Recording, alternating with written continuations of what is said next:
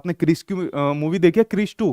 तो उसके अंदर जो ऋतिक रोशन का लड़का ऋतिक रोशन रहता है क्रिश 2 के अंदर, प्रियंका चोपड़ा वाली मूवी, तो वो सारे सवाल कर देता है। प्रिंसिपल बुलाता है उसकी दादी को, रेखा को, कि देखना सारे सवाल कर दिए। तो उसने उसने दोबारा टेस्ट लेते हो, सारे सवाल फिर कर देता है कि ये तो 8वीं 10वीं क्लास के बच्चों के सोल्व कर रहा है। तो वो कैसा था, क्रिस गिफ्टेड बच्चा था उसके अंदर, ठीक है। मेरा भी क्लास के अंदर प्रमोशन हुआ था, मतलब मैंने 1 साल के अंदर 2 बार क्लास ली थी। अब कहोगे सर आप तो गिफ्टेड बच्चे हो। मैं गिफ्टेड बच्चा नहीं हूँ, मुझे उस टाइम पर चीजें रट गई थी ठीक है। तो मेरा जब टेस्ट लिया प्रिंसिपल मैडम ने, तो मैंने क्या काम करा, सभी चीजें बता दी थी। उन्होंने कहा नहीं भाई, इनको तो दूसरी क्लास के हम अंदर डालेंगे। तो मेरा भी 1 साल में 2 बार प्रमोशन हुआ है, जबकि मैं गिफ्टेड नहीं हूँ, ठीक है। मेरा आईक्यू लेवल 140 प्लस का नहीं है, ठीक है, बहुत कम बच्चों का मिलता है। जो आपके गिफ्टेड बच्चे होते हैं, ठीक है, गिफ्टेड बच्चे कौन होते हैं, प्रतिभाशाली बच्चे कौन होते हैं, जिनका आईक्यू लेवल 140 प्लस का होता है। आप में से है कोई गिफ्टेड बच्चा? जरूर होंगे, 2 4 बच्चे ऐसे गिफ्टेड जरूर होंगे, ठीक है। तो गिफ्टेड बच्चे जिनका आईक्यू लेवल 140 प्लस का होता है, बहुत ज्यादा क्रिएटिविटी बच्चों के अंदर आपको देखने को मिलती है, ठीक है। मान लीजिए हमारी क्लास के अंदर कोई बच्चा बहुत नासमझ है, जिसका आईक्यू लेवल बहुत कम है, ठीक है, मान लीजिए एवरेज से भी कम है, जो आपका 90 से 109 के बीच में होता है।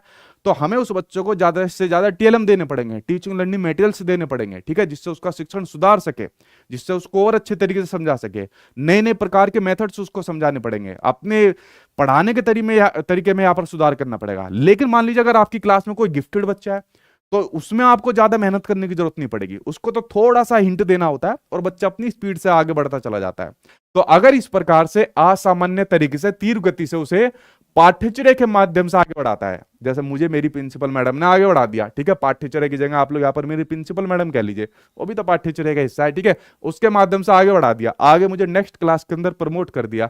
तो कौन सा तरीका कहलाया जाएगा, डिफरेंशिएटेड इंस्ट्रक्शन। यहाँ पर बच्चों की क्षमता के अकॉर्डिंग उसको क्या दिया जा रहा है, शिक्षण, यानी कि उसको टीचिंग यहाँ पर कराई जा रही है। तो यहाँ पर आगे तो नहीं बढ़ाया जा रहा, यहाँ पर तो उनकी क्षमताओं के अकॉर्डिंग उनको शिक्षण दिया जा रहा है। तो ये तो आपका पहला ऑप्शन होने सरा, ठीक है। दूसरा है एनरिचमेंट। देखिए एनरिचमेंट में क्या होता है, जो बच्चे की क्षमता होती है उस क्षमता को हम और बढ़ाते हैं, ठीक है। एनरिचमेंट का मतलब क्या होता है, संवर्धन, मतलब बढ़ाना, किसी चीज को आगे धकेलना, बच्चे की जो एबिलिटी है, क्षमता है, उसको आगे करना, कि बेटा ये भी कर ले, ये भी इस प्रकार से समझ ले, ठीक है। तो ये भी प्रतिभाशाली बच्चों के लिए होता है, ठीक है, ये बात आप लोग समझ गए। लेकिन अगर आप लोग यहाँ पर थर्ड ऑप्शन को देखोगे, जो है त्वरण गतिवर्धन, या जिसको एक्सीलरेशन बोल देते हैं। आप लोगों ने गाड़ी चलाई है, एक्सीलरेटर दबाया गाड़ी पर, ठीक है, उसको दबाते क्या होता है, गाड़ी तुरंत स्पीड से भागना शुरू हो जाती है, ठीक है। उसी प्रकार से आपको जो गिफ्टेड बच्चे होते हैं, हल्का सा एक्सीलरेट करना पड़ता है, उसको हिंट देना पड़ता है, क्लू देना पड़ता है, उसके बाद बच्चा खुद अपनी स्पीड से भाग जाता है। तो इसको बोला जाता है त्वरण। यानी ऐसा यहाँ पर प्रिंसिपल ने, यानी बच्चा पाठ्यचर्या के अंदर ऐसा एक्सीलरेटर यहाँ पर दिया कि बच्चे को तुरंत अगली क्लास में प्रमोट कर दिया, उसको आगे बढ़ा दिया। तो आपका थर्ड आंसर से हो जाएगा।